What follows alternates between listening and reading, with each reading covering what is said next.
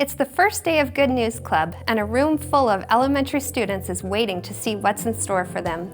Everyone is sitting still, hands are folded on desks, all eyes are on the speaker, and the only sound to be heard is the sound of your own voice. Everyone is listening and is engaging in the lesson that you are teaching. You have captured the attention of your young audience, and they are completely mesmerized. For the first 10 minutes, that is. And then chaos slowly begins to emerge as one by one, each child begins to march to the beat of his or her own drum. Is there a way to prevent this? A way to maintain the peaceful and orderly learning environment that you began with? As a professional educator who's worked in the field of education for over 18 years, I'm here to tell you that with a little planning and effort, it is possible. In today's lesson, I'll show you how to establish club routines with proven strategies for positive behavior management. So let's get started. The first strategy that I'd like to talk to you about today is creating a looks like, sounds like chart. To begin with, you'll want to gather students together in front of you for a brainstorming session, and you'll need something to write on, such as a whiteboard or chart paper.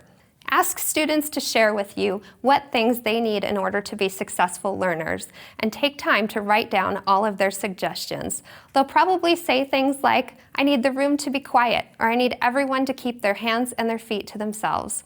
Make sure that you write down all of their suggestions before sharing with them that as a teacher, you also need things in order to teach well. Share with them what those things are as you write them on the brainstorming list that you've been creating. Then you'll want to work together to create a chart that looks something like this. It should be a summary of what you've been adding to your brainstorming list. So, for example, you'll say looks like. All eyes are on the speaker, everyone is sitting up with 4 chair legs on the floor, hands and feet are kept to ourselves, everyone is taking turns and using polite manners, hands are busy with our task, and everyone is learning. Sounds like one voice is speaking at a time, we are using inside voices during activities or in small group, all voices get a turn, no one is interrupting, all spoken words are respectful and polite, a quiet, peaceful learning environment. Whenever possible, it's highly beneficial to incorporate school language into the chart that you're creating.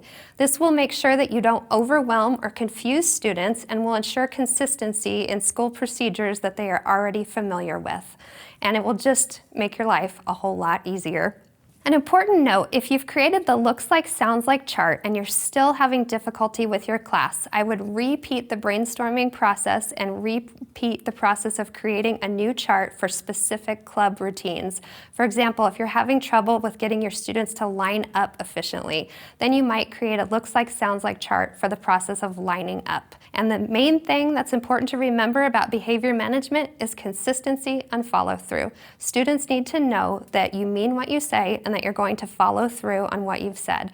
So if they are not meeting expectations, bring them back and make them repeat the process over again. After you create the looks like, sounds like chart comes the fun part. This is where you gather students together and you ask them to model behaviors that you want to see as well as behaviors that you do not want to see. This is a lot of fun for the kids, and it makes sure that they walk away with a mental image of behaviors that are appropriate as well as behaviors that are inappropriate. And peer modeling is a highly effective instructional strategy. Now for our second strategy, the use of callbacks and transitions. Having fun and making noise is an important part of Good News Club, but it can quickly escalate out of control if you don't have an effective way to regain students' attention quickly. For that, you'll want to use a callback. A callback is an instructional strategy that allows teachers to quickly regain students' attention. For a list of callbacks, you can go on Pinterest and find millions of ideas, or you can create your own. Here are some of my favorites. As a teacher, I would say, yakety yak, and the students would shout back, don't talk back. As a teacher, I would say 1, 2, 3, 4. My students would shout back, 5 o'clock, it's time to stop. As a teacher, I might say, holy moly. My students would shout back, guacamole. As a teacher, I would say, waterfall, while making the motion of a waterfall, and my students would shout back, shh. Or as a teacher, I would say, ready to listen, and my students would answer back, ready to learn. It's important to have an effective callback so you can regain students' attention.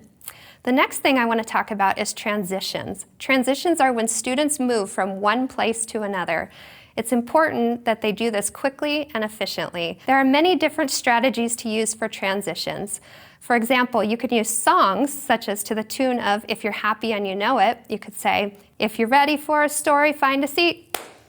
And then you would have students go ahead and find their seat.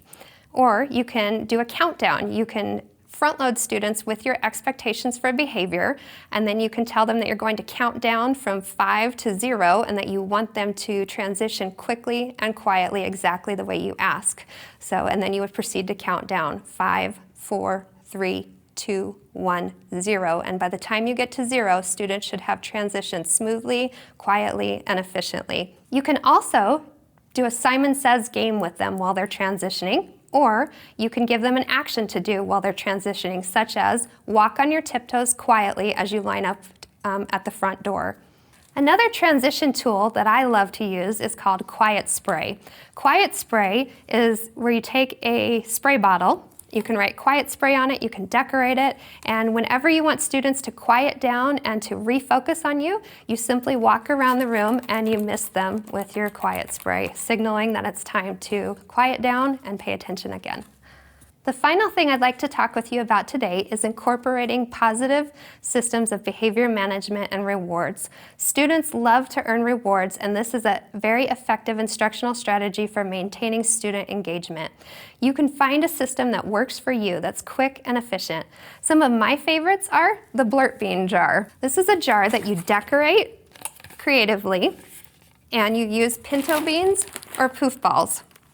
You give each student a handful of pinto beans or some poof balls, and the goal is for students not to lose any of their pinto beans or poof balls. If they talk or blurt out or are not following the expectations that you have established on your looks like, sounds like chart, you take away a pinto bean or a poof ball.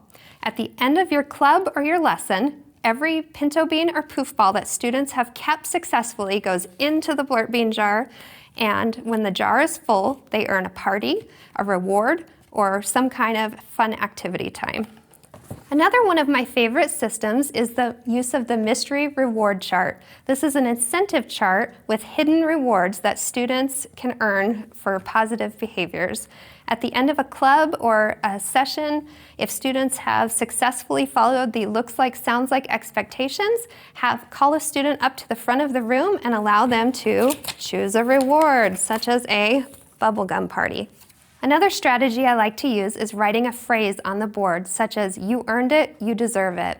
Students try to maintain all of the letters on the board through positive behavior. Each time they fail to meet expectations, you erase a letter. At the end of the club or session, if they have successfully kept all of their letters, they earn a party, a reward, or a fun activity. The last system that I'd like to talk about today is using a teacher versus students tally chart. My students love this. They love having a contest against me to see if they can beat me. Every time my students successfully meet the expectations on the looks like, sounds like chart, they earn a tally mark on the chart. Every time they are not successful at meeting one of those expectations, I earn a tally mark. At the end of club, if the teacher has the most tally marks, then you earn some kind of incentive, such as we will spend 5 extra minutes studying our memory verse, or we will have 5 more minutes of song time or lesson time. At the end of club, if students have won the contest, then they earn some kind of party, incentive, or reward. So to recap what we've talked about today, we've talked about establishing club routines, and we've also talked about incorporating positive behavior management systems. The key is to find one that works for you, that's quick and efficient, and that is easily managed by you. Thank you for joining us today.